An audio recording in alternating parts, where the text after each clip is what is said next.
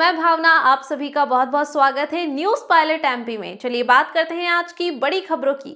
धार के एसएस चिकित्सालय में कुछ दिन पूर्व एक महिला की सर्जरी हुई थी जो सिलिकोसिस से पीड़ित थी। सर्जरी के उपरांत घर जाने के बाद तबीयत खराब होने से उक्त महिला की मौत हो गई, जिसके परिणाम स्वरूप आदिवासी समाज के कुछ लोगों ने अस्पताल के बाहर बैठकर आंदोलन करते हुए अस्पताल को इसका जिम्मेदार बताया था।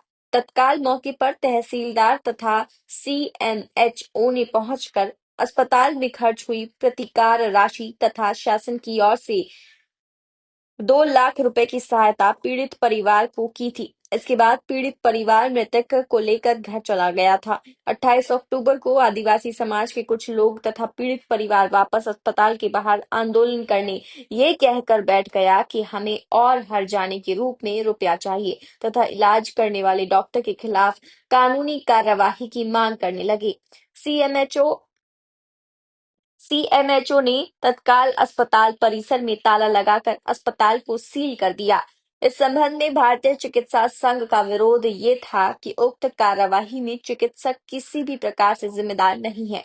पीड़ित प्रसूता की जो चिकित्सा की गई थी वह पूर्णतः सही थी, उसमें किसी भी प्रकार की चिकित्सकीय भूल नहीं थी। यदि इसी प्रकार लोग अस्पताल के बाहर आंदोलन करने लगे तो हमें आकस्मिक स्थिति में चिकित्सा मदद को बंद करना पड़ेगा। अतः हम शासन से मांग करते हैं कि हमारी सुरक्षा व्यवस्था सुनिश्चित की जाए। एमपी न्यूज पायलट के लिए धार से शैलेंद्र जोशी की रिपोर्ट। नमस्कार, मेरा नाम डॉक्टर आशीष डामोर है। मैं आईएमए धार ब्रांच का उपाध्यक्ष हूँ। आज जो कुछ दिन पूर्व केएसएस अस्पताल में जिसमें एक प्रसूता की मृत्यु हुई थी, उस संबंध में उनके शिकायत के बाद माननीय के निर्देशानुसार सीएमएचओ सर द्वारा टीम गठित की गई थी, जिसने एक मेडिकल बोर्ड का भी गठन किया था और जो पीएम हुआ था उसकी भी वीडियोग्राफी की गई थी। और मेडिकल बोर्ड के निर्णय के बाद उसमें सभी डॉक्टर्स को क्लीन चिट दी गई। हालांकि अस्पताल में कुछ त्रुटियां पाई गई, पर डॉक्टर्स को पूरी तरह क्लीन चिट दी गई। पर कुछ जातिगत संस्थाएं जो अपने आप को जेएस का सदस्य बता रहे हैं, वो पिछले कुछ दिनों से अस्पताल के बाहर धरना प्रदर्शन कर रहे हैं और धरना प्रदर्शन के नाम पे वे डॉक्टर्स को इनडायरेक्टली ब्लैकमेल कर रहे हैं, जिसमें मनी डिमांड भी शामिल है।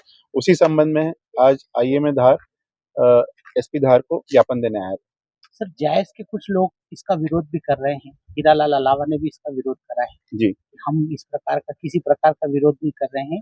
जायज संस्था से इन लोगों का किसी प्रकार का कोई लेना देना नहीं।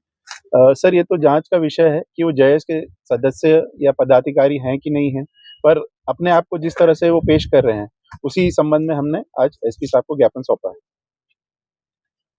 बच्चों के नाम पे पोस्ट की है एक उन्होंने कि आप 4-5 दिन के लिए सीएमएचओ बचे, फिर बाद में हम आपको देख लेंगे। तो मेरे को लग रहा है कहीं न कहीं ये धमकी भरी पोस्ट कर रहे हैं, जिससे एक इतनी बड़ी पोस्ट वाले आदमी को आप खुलेआम चुनौती या धमकी दे रहे हो। मेरे को लग रहा है ये मैसेज अच्छा नहीं।